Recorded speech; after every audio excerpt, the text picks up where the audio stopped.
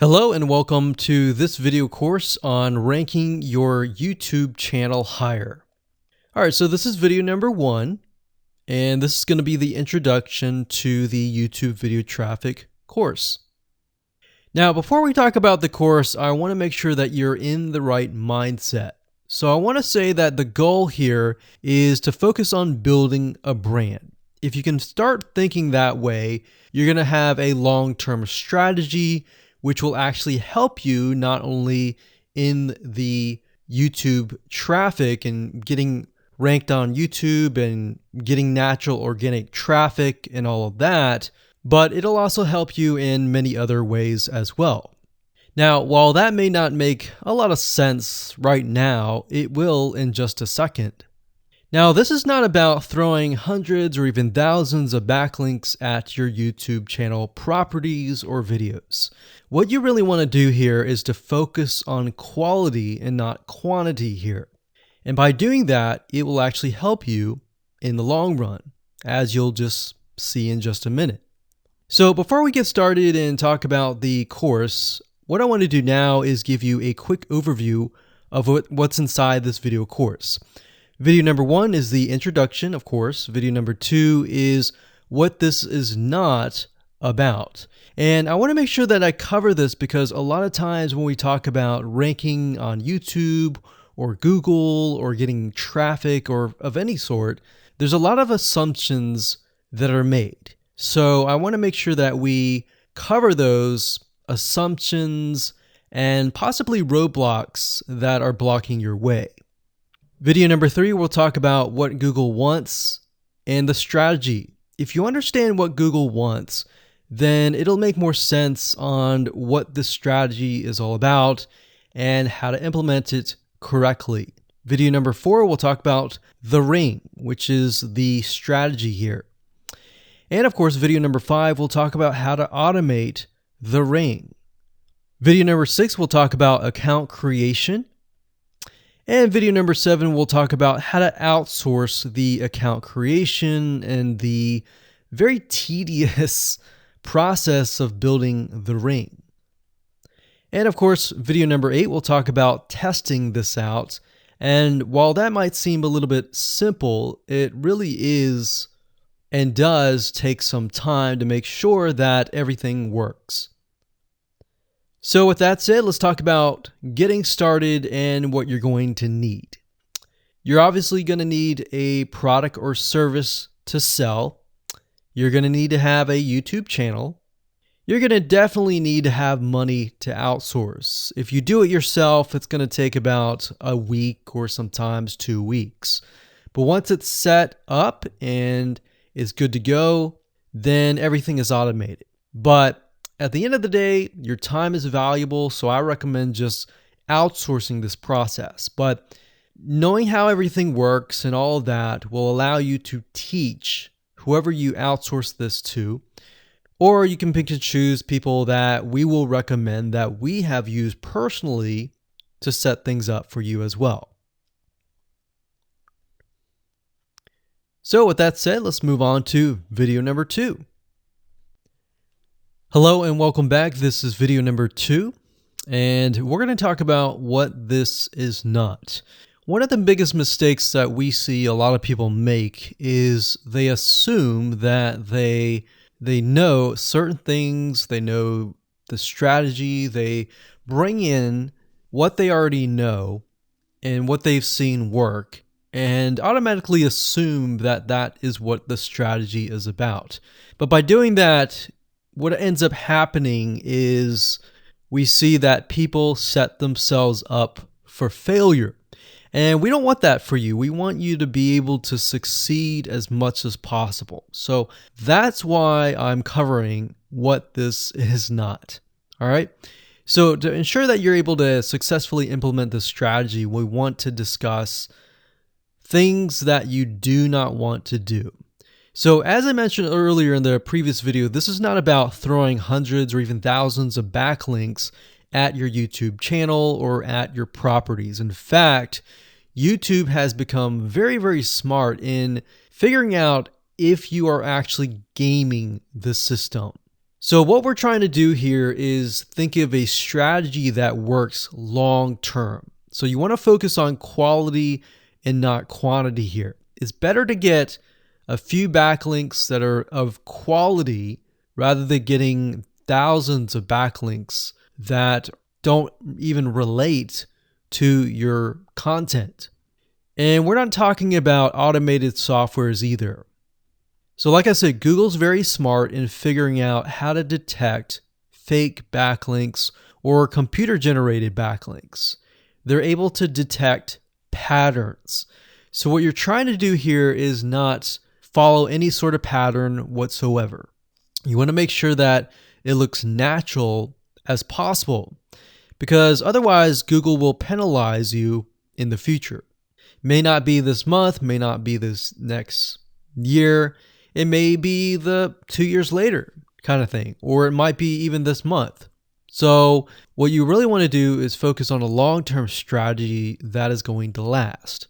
Now, obviously, we're not going to know exactly if the strategy is going to last or not, but part of the strategy is figuring out what Google wants and fulfilling that.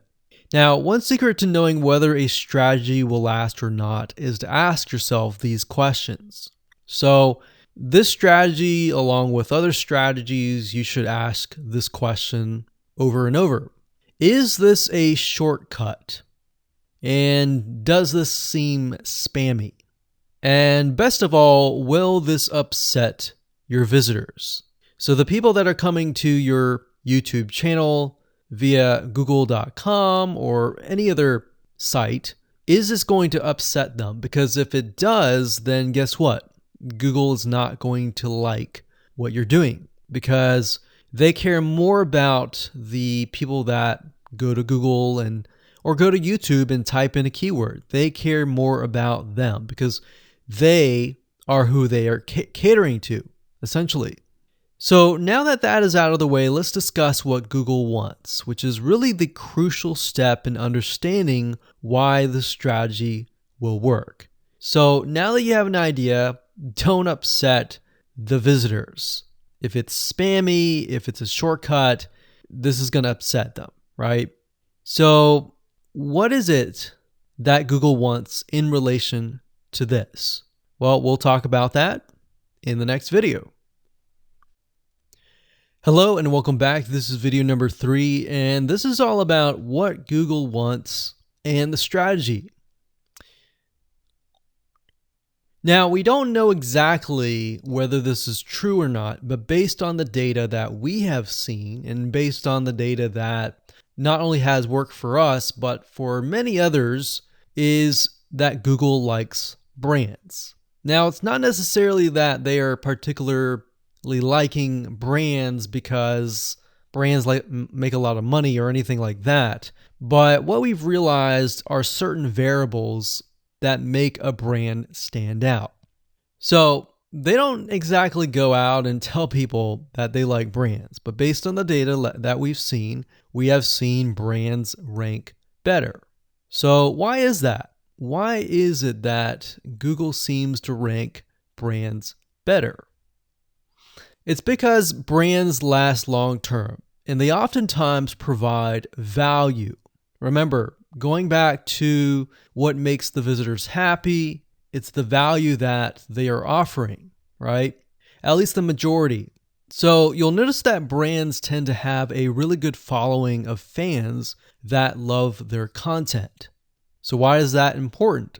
Well, their concern isn't really necessarily the brand, but giving people that are searching certain keywords on Google or YouTube, giving them what they want.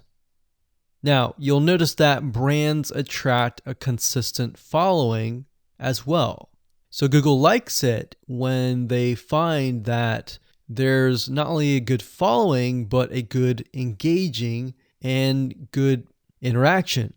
So their fans click and engage with their content more. And YouTube likes that. They love engagement. If you take a look at videos that rank really well, you'll notice commonality. And you'll notice that they have a lot of likes, they have a lot of comments. Essentially, they have engagement. And engagement is essentially the currency of YouTube. So whether somebody gets a bad comment or a good comment, a comment is a comment. A comment essentially, if you think about it, is worth about $1. Now, we're just saying that because it's like currency, engagement. Now, this means there is a higher CTR, or in other words, click-through rate. So if you have fans that really love a specific brand, they're most likely going to come back over and over again, right? So higher engagement is what Google likes to see. Higher engagement means that the fans really like the content. So this is based on the data that we have received and based on the data that we have observed. So the strategy here is to make sure that you look like a brand and you do backlinking like a brand. Make sense? So what does backlinking like a brand look like? Well, if you think about the visitors that are coming to that brand, they are looking at it, they're engaging with it, they're sharing it with their friends. Now, like I said earlier, there's no exact this is the way it is, but based on the data that we have gathered over the years and what we see what works and what hasn't, we can safely say that looking like a brand will be better for your YouTube channel. And of course, gathering a fan base and a good following that is interacting with your content is also key. Now, if you look at brands, they have many social properties besides YouTube channels. They've got Facebook.com, they have Twitter, they have Snapchat, and more. So it only makes sense for your brand to have the same properties in your brand name and interlinking to each other, right? So let's say, for example, that you upload a video to YouTube. Then it's going to make sense for you to post that same YouTube video or share it via Facebook, Twitter, Snapchat, and more.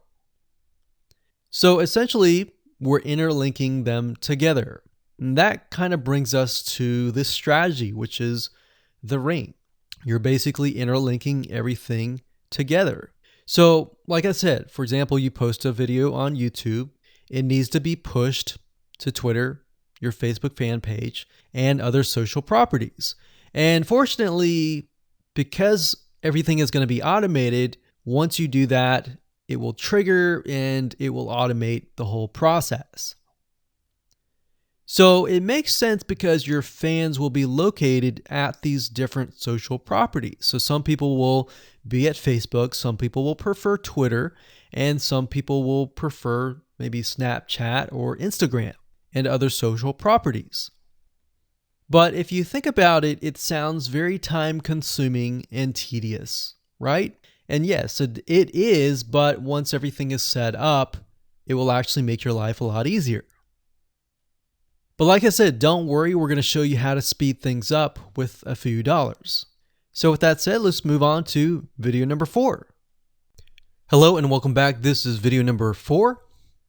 And we're going to talk about the ring, which is the strategy. So in the previous video, we discussed why having different social media properties interlinked together can help Google see you as a brand who is sharing your content to your audience. In other words, these aren't just random backlinks, but links from big sites that are branded towards your company. And this is why this is super targeted and is much more powerful than a simple backlink. Makes sense? So now let's take a look at what this looks like in real life. So let's head on over to our nifty mind mapping software. I'm going to map things out so that you're going to be able to visually see how it all works. Okay, so to better understand how this works, we're going to map things out. Now, before we map things out, I want to start with some basics, and let's just pull this out here. So essentially the concept here is as you're building your brand, you're going to have many different social properties. And let's say, for example, this is the Facebook fan page. So that's your fan page. And we've got the YouTube channel over here because that is our end goal, is to have our YouTube channel get ranked higher. So essentially what we're doing is we're getting a backlink from this to here. And this could be Facebook, it could be Twitter, it could be Instagram, it could be any other social media platform. But it has to be branded towards you. It can't just be somebody else's fan page unless it is actually related. But if it's related and if it's branded as yours and it's linking to your YouTube channel, that essentially is a vote of confidence, but also it shows YouTube that you're interlinking. So that's basically the concept here. Now, if we dig a little deeper, basically what we want to set up is every time we upload a YouTube video and it gets posted, maybe it gets posted publicly, what ends up happening is we push that YouTube video and get it embedded onto the Facebook fan page, the Twitter page, the WordPress page, and all of that.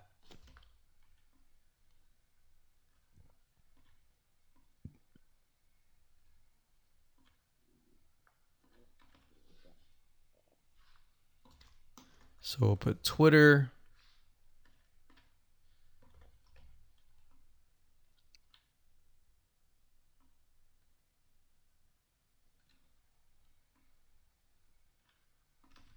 And we'll do WordPress. So as you can imagine, you've got the centerpiece here. You've got different social media platforms that are posted. Now, there isn't necessarily a set rule where you have to post it to X amount of social media properties. It can be 5, it can be 10, it could be 20, it could be different social media platforms. But in order to execute this and get it correctly, you will need to make sure that the platform that we use to automate this process actually supports that specific social media platform. So essentially this is what works, and this is basically what it is. So obviously in order to get this to work, you'll need to have a YouTube channel, you'll need to have the Facebook fan page, you'll need to have all these items in hand. So you'll need to have the username and password and all that. And we'll talk more about account creation later, but I just wanted to give you kind of a gist of what everything looks like and the visual map of it all. Hello and welcome back. This is video number 5. We're going to talk about how to automate the ring. Now that you understand how everything is interlinked, how everything is connected, and how you can kind of be creative and make your own ring. So after viewing the previous video, you can imagine how tedious and overwhelming it is to have to maintain the ring, much less get it set up yourself. But lucky for you, there is a way to automate it once you have set things up. It's getting things set up is the tedious process. Now, there's a software platform called IFTTT, and there's another one called Zapier.com that allows you to automate the process of moving content all around your social properties. So you could take a YouTube video and have it pushed to your WordPress site. And by pushed, I mean have it embedded on your WordPress site and then have it shared on your Facebook fan page, your Twitter page, your Instagram, and all of that. So you have essentially what we call triggers that whenever the trigger happens, then something else happens. So what IFTTT stands for is if, then, this, that. So if this happens, then what kind of deal. Now, between the two, Zapier will cost you a lot of money after a while. A lot of times they'll give you some free triggers and zaps, which is what they call it. And beyond that, it will cost money. Whereas with IFTTT, it's just as good, but it's free. So let's hop on over and show you how IFTTT works. Okay, so if you head on over to ifttt.com, that's ifttt, 3ts.com, you'll see this page. You can go ahead and create an account, and you'll find a lot of really cool, interesting triggers, is what we call it, in ifttt. So what a trigger is let's say you upload a YouTube video, and then the system detects that the video has been uploaded.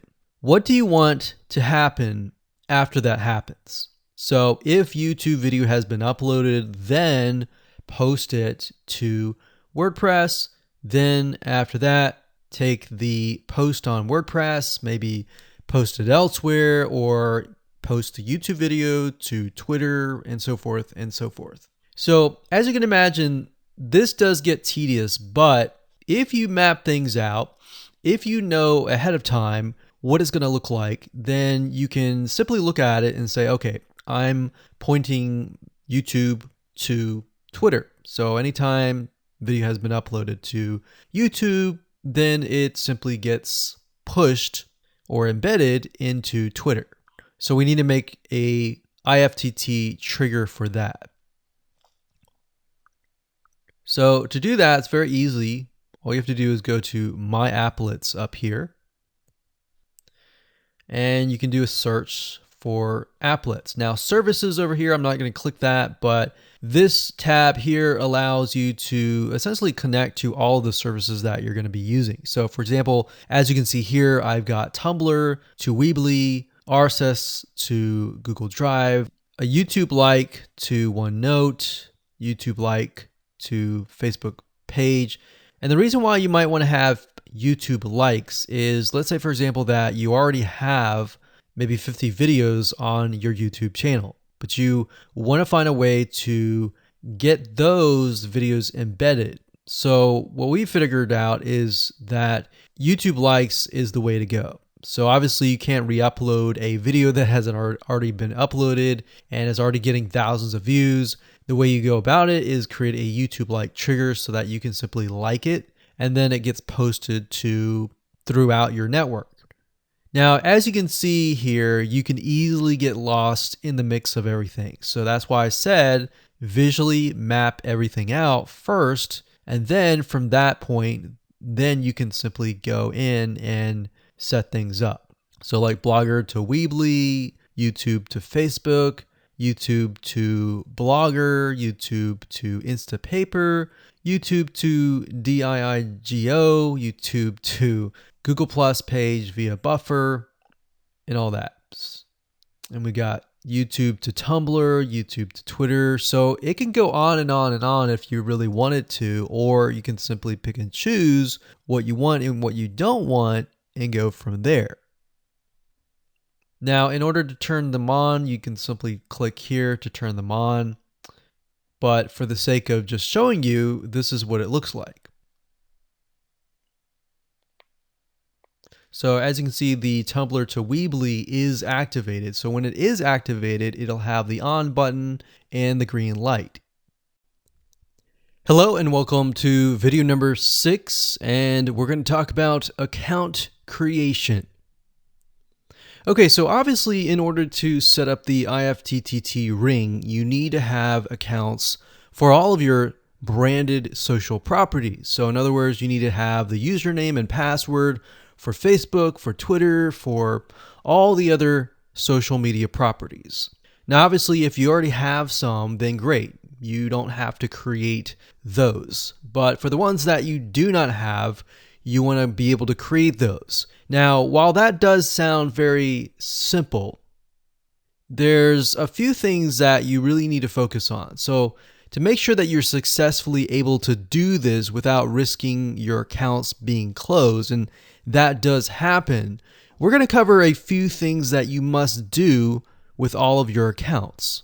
In fact, some of our accounts have been banned or closed by mistake because it has to be done a certain way. So you need to make sure that you have everything correct. Now, first, you need to have an email address, preferably a Gmail account or an email account that is reliable. And you need to have one email address for that. Typically, you want to have something that is branded as well, because you never know with these social media platforms if they're analyzing every step of the process. Now, most social media accounts we have found require you to have a unique telephone number. So you will need to use either yours or you'll need to get one. If you don't have one and you don't want to use your personal telephone, there are several places to get unique telephone numbers that can be used for both voice and SMS. And the reason why you want to have it for SMS as well is because some of these social media platforms will send you a text message. Now, one in particular that we use is called line2.com. That's line2.com. And of course, there are many out there, but this is just one that we have tested and it works really well. So a lot of times when you create a brand new social media property, an account, you need to have a unique telephone number. Now, the reason for needing a unique telephone number is because most social media platforms, they really want to make sure that you are legitimate, especially nowadays. They have a lot of checks and balances and things that you need to get around to make sure that your account stays open. In fact, recently Facebook has been on a major crackdown, especially with everything that's been going on in the news. They want to make sure that you are legit and that you are not fake. Another thing is you'll also need to have a short bio, a description about your business, your website URL, a picture that is yours, and a professional, or if you don't have your picture, you can use a professionally royalty-free stock photo. Now, why do you need all this information? Well, the reason why you need all this information is because when it comes to account creation, you are going to need to have every piece of these items in hand to copy and paste over. Obviously, if you outsource this process, it's going to be a lot easier. And with that case, you're definitely going to need these items. And it's just going to make your life a lot easier when you're able to copy and paste and all of that. Your picture is actually very important because even Facebook will review photos on all accounts to make sure that fake accounts are not created. In fact, we created an account one time and it was using kind of a fake image. And even though it was royalty free and all of that, Facebook declined it and in fact did not approve the account. So they really want to make sure that your account is legitimate. Now, it's best if you take all this information and you write it out in an Excel spreadsheet so that you have it in hand, you have the username and passwords of all the social media properties, and you can simply log in and begin to create the accounts. So those are kind of the best practices that we have found over the years in terms of creating accounts. And while some of those seem very basic, the one that really stood out that was really important was making sure that you had that unique telephone number. Okay, so hello and welcome to video number 7. We're going to talk about outsourcing. So as you can imagine, creating a ring is very time consuming, especially depending on how big the ring is and how many rings there are and all of that. So it can go anywhere from a few hours to a few days to even a few weeks. And that's the reality of it, is it takes hard work, but once it is set up and running, then you will begin to get better search engine ranking and you'll be able to get more exposure.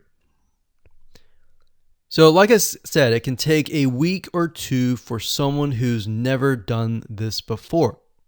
In fact, if you outsource it, it's most likely going to take about a week for somebody who knows how to get things done, because account creation takes a lot of time, and then connecting everything from the triggers to the if else statements and all of that. So what we found over the years is outsourcing is worth it. It's only about $50 to $100 if your 2 weeks are worth more. Obviously, if you're struggling with money and time is of essence and you have a lot of time, then you can set these up yourself. But for the most part, we found that you really need to focus on your business and on whatever you're promoting. So go ahead and outsource this and it'll be worth your while. So let's discuss where you should go to find someone, and lucky for you, we've actually used several of these places, so we will show you particular vendors and freelancers that we have used so that you can simply just copy and paste.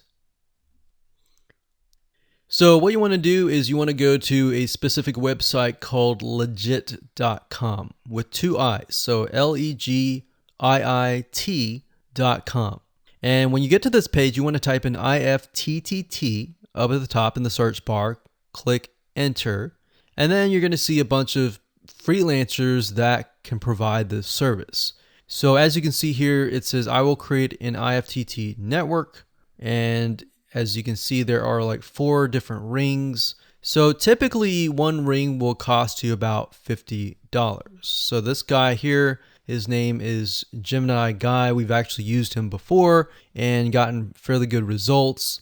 And what he'll do is all you have to do is give him the information for, like I said, the accounts, and have the username and password.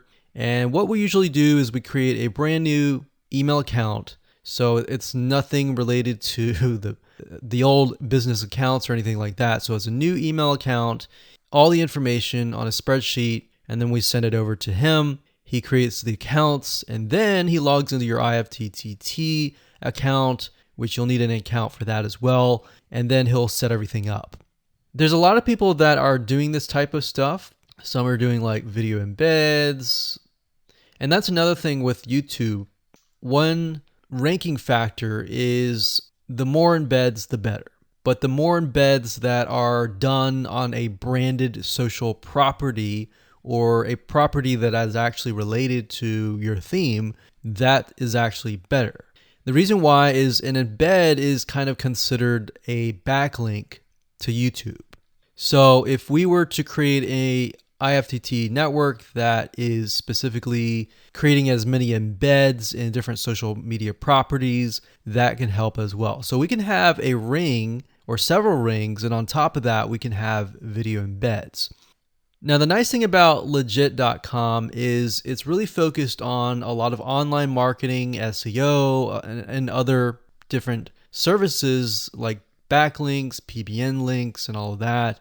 But what we found is you don't want to get too fancy. You want to start out slow and work your way up. Because if you start just throwing a bunch of backlinks or even video embeds right away, it doesn't look natural, right? If you release a piece of content, sometimes it can take a week or weeks until you start getting hundreds or even thousands of likes or engagement. So you don't want to throw thousands or even hundreds of thousands of backlinks right away, right? So that's not going to look natural. And going back to what we talked about earlier in the previous videos, does it look natural? If it doesn't look natural or doesn't seem natural, then that can be a problem. So legit.com is an awesome site to go to. And this guy right here, Gemini Guy, like I said, is someone that we've used. Now, obviously, you can go to these other people and look at the reviews and see if they have good reviews and see what other people are saying. Hello and welcome to video number 8. This is all about testing and making sure that you understand how to test it to make sure that it works. Because I will say, once these are set up, a lot of times, sometimes they work. A lot of times, sometimes one of the items throughout the line does not work. So I'm going to show you how to troubleshoot it. So whether you created the ring yourself or you hired somebody to do it, testing is very, very important. In fact, we outsource most of our rings, but yet we still have to go back and test it out. A lot of times when these freelancers are in the mode, they'll test it out, but they're really relying on you to test it out because they can't upload a YouTube video to your YouTube channel unless they have access. And a lot of times we don't give them access for, privacy and security reasons.